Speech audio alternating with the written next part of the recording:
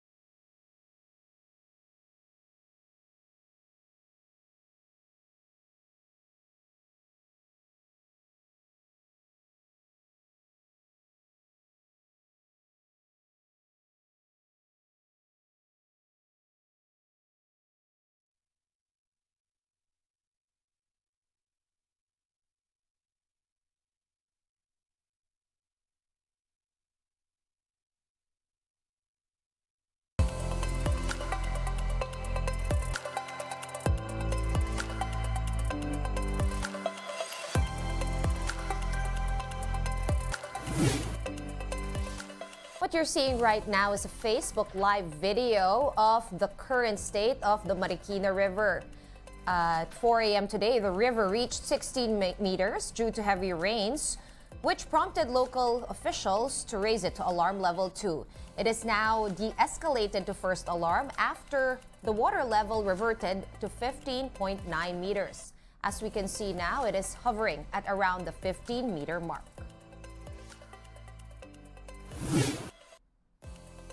Again, you're watching One News Now. I'm Sean Yao. Former President Rodrigo Duterte met with President Bongbong Marcos to talk about the details of his meeting with Chinese President Xi Jinping last month. Duterte returned to Malacanang on Tuesday, where he was welcomed by the president. The two leaders also tackled other issues, but no further details were released to the media.